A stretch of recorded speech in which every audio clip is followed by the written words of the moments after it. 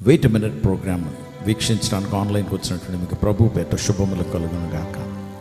God's provision through men. దేవుడు మీకు ముందుగా ప్రొవైడ్ చేస్తున్నాడు. ఎవరి ద్వారా? మనుషుల ద్వారా. దేవుని బిడ్డలారా, యోసేపు తన 10 మంది అన్నయ్యలు, తల్లిదండ్రులు, వారితో పెద్ద కుటుంబం చాలా సంతోషంగా గడుపుతున్నటువంటి దినం. కానీ అనుకోకుండా యోసేపుని తండ్రి ఎక్కువగా ప్రేమించడం బట్టి వాడికి స్పెషల్గా మంచి బట్టలు కొనివ్వటం, వాడికి ప్రత్యేకమైనటువంటి రీతిలో వాడిని చూడటం, దానివల్ల మిగతా 10 మందికి కూడా అసూయ వచ్చింది. వీడి మీద ఏదో టైంలో వీడికి హాని చేయాలని ఆలోచిస్తున్నటువంటి సమయాల్లో ఒకరోజు అవకాశం వచ్చింది. మీకు తెలుసు, ఒక గోతులో పడేశారు. గోతులో పడేసి ఆ తర్వాత వారికి పశ్చాత్తాపం వచ్చి వాడిని బయటికి తీసి వర్తకులకి అమ్మేశారు, ఇష్మాయేలీయులకి. వాళ్ళు తీసుకువెళ్ళి మార్కెట్లో అమ్మేస్తే పోతిఫర్ అన్నటువంటి వేరే దేశంలో ఉన్నటువంటి ఒక అధికారికి పోతిఫర్ కొనుక్కుంటాడు. కొనుక్కుని వాళ్ళ ఇంట్లో బానిసగా పెడతాడు. పోతిఫర్ భార్యతో అక్రమంగా ప్రవర్తించాడని ఒక నేరం అతని మీద మోపి అతనికి జైలు శిక్ష విధిస్తారు. జైల్లో ఉంటాడు. అనుకోకుండా కొన్ని పరిస్థితుల ప్రభావమును బట్టి జైలు నుండి రాజుగారి ఎదుట తనని తీసుకొస్తారు. రాజుగారికి వచ్చినటువంటి కళలకి అర్థాలు చెప్పి అర్థాలను వర్ణిస్తూ ఎలాగా వచ్చే సమస్యని, దేశాన్ని ఎదుర్కోవలసినటువంటి సమస్యని ఎలాగా దాన్ని పరిష్కరించాలి అని సొల్యూషన్ చెప్తాడు. అయితే నీకన్నా జ్ఞానం ఉన్నవాళ్ళు ఎవరో లేరు బాబు, నువ్వే దీన్ని సూపర్వైజ్ చేయని ఆ దేశానికి, ఐగుప్తు దేశానికి యోసేపుని ప్రధానమంత్రిగా చేసేస్తారు. ప్రపంచం అంతా కూడా కరువు వస్తుంది. ఆ కరువును బట్టి అన్నయ్యలు ఆహార గింజలు కొనుక్కోవడానికని ఐగుప్తు దేశానికి వస్తారు. వారు ఎక్కడ ఉంటున్నారంటే కానాన్ దేశంలో ఉంటున్నారు. వచ్చినటువంటి వారిని వెంటనే గుర్తిస్తాడు యోసేపు. ఇప్పుడు పెద్దవాడయ్యాడు, ప్రధానమంత్రి అయిపోయాడు. వాడి చరిత్ర ఎప్పుడో ముగిసిపోయింది అనుకున్నారు అన్నయ్యలు. తండ్రి కూడా అతను చనిపోయాడని చెప్పి అనుకున్నాడు. అయితే ఇప్పుడు ఈ 10 మంది, ఒకడిని చిన్నోడు తర్వాత పుడతాడంటే 12వ వాడు, యోసేపు 11వ వాడు కదా. ఈ 10 మంది వచ్చి ప్రధానమంత్రి ఎదురుగా కనబడి సాగిలపడి నడుము వంచి దండాలు పెడతారు. అప్పుడు కొంత గుర్తించనటువంటి పరిస్థితులు వస్తాయి.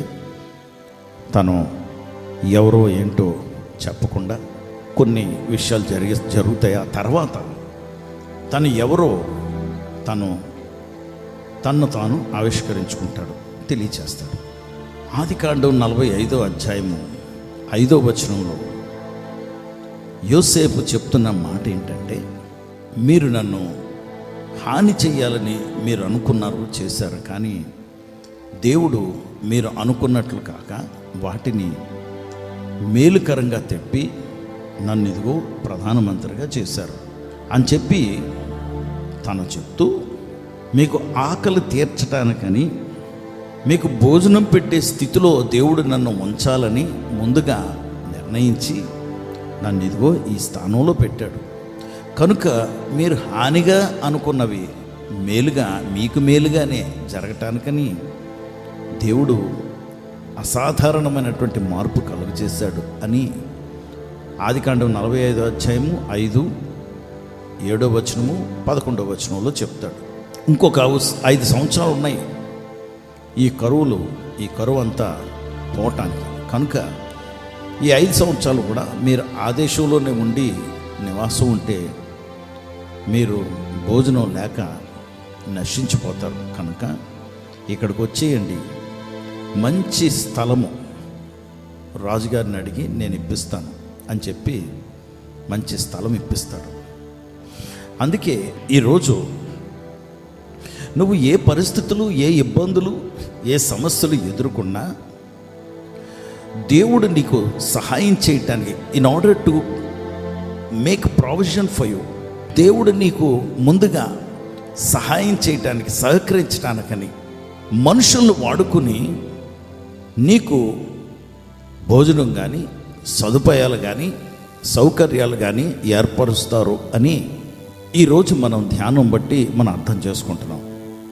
No matter where you are and what you are doing, ఎక్కడ ఉన్నా, నువ్వు ఏ పరిస్థితుల్లో ఉన్నా, నువ్వు ఇబ్బందులు ఎదుర్కొంటున్నావా, డోంట్ వరీ. దేవుడు మనుషులను వాడుకుని నీకు ప్రొవైడ్ చేస్తాడు, మనుషులను వాడుకుని నీకు సమకూరుస్తారు, మనుషులను వాడుకుని నిన్ను పోషిస్తారు, మనుషులను వాడుకుని అసాధారణమైనటువంటి విషయం, ఏ మనుషులైతే నీకు హాని చేయాలనుకున్నారో వారు చేసినటువంటి హానిని దేవుడు తిప్పి నీకు సహాయం చేయగలిగినటువంటి వాడుగా ఆయన నిలవబడుతున్నాడు. కానీ మనము ఈరోజు ఈ ధ్యానంలో మనం గమనించవలసిన విషయం ఏంటంటే, God will make provision through men. దేవుడు నీకు ముందుగా సమకూర్చి నీకు సహాయం చేస్తారు. ఎవరి ద్వారా? మనుషుల ద్వారా. రానున్నటువంటి దినాల్లో ఇంకా ఏ విధానాల్లో దేవుడు మనకు సహాయం చేస్తారో మనం చూద్దాం. అందుకే కృతజ్ఞతతో ఆయన మనకి ఆ మనుషుల ద్వారా సహాయం చేస్తానంటున్నారు కనుక, వారు ఎవరైనప్పటికీ మనకు హాని చేయాలనుకున్నా, హాని చేసినటువంటి వారైనా, మన సహోదరులైనా, కుటుంబస్తులైనా, ఎవరైనా సరే వారి ద్వారా మనకు సహాయం చేస్తానంటున్నారు. ప్రార్థన చేసి దేవుడికి కృతజ్ఞతలు చెల్లిద్దాం. పరిశుద్ధ ప్రభా, నీకు వందనాలు, స్తోత్రాలు. యోసేపుకి ఎదురైనటువంటి అనేకమైనటువంటి సమస్యలను, ఎదురుబాటు, తిరుగుబాటు ప్రభా, వీటినన్నిటినీ మీరు తారుమారు చేసి తనకి సహాయకుడిగా నాయన ఏ మనుషులైతే హాని చేయాలనుకున్నారో వారిని నిలవబెట్టించారు.